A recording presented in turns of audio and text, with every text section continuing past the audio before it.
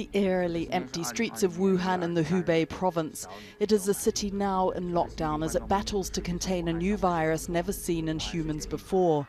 But it emerged just hours ago that before the authorities introduced measures to stop the spread of the novel coronavirus, 5 million people managed to leave. And China's National Health Commission said today the virus's ability to transmit was getting stronger. From our observation, the disease can be spread during the incubation period.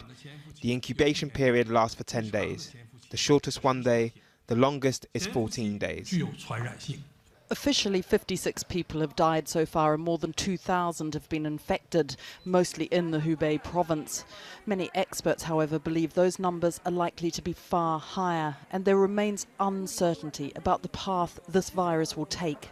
One of the potentially hopeful things about this infection is that certainly from the early case reports that we've seen, people don't tend to have the runny nose and sneezing and sore throat symptoms, which are often for many respiratory infections the first things that actually and the most efficient ways of spreading the infection.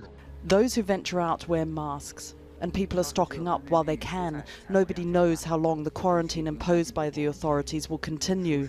The pneumonia-like illness is caused by this new form of coronavirus, but it's not clear where it has come from.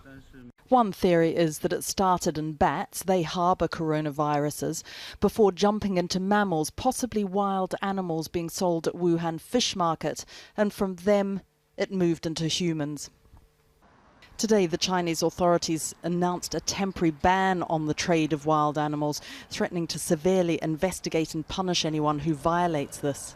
This is just one of a raft of desperate measures to try and contain the outbreak. Transport links to Wuhan have been cut off. Driving in the city's downtown has been banned. Instead, 6,000 taxis will help people move around. And a lockdown has been extended to surrounding cities. 50 million people are affected.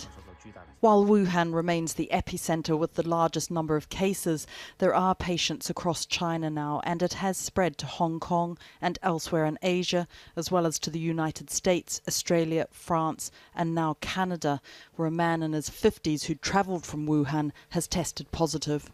3 countries have now said they will get their citizens out of Wuhan, but the Foreign Office here has said it is still looking at all options.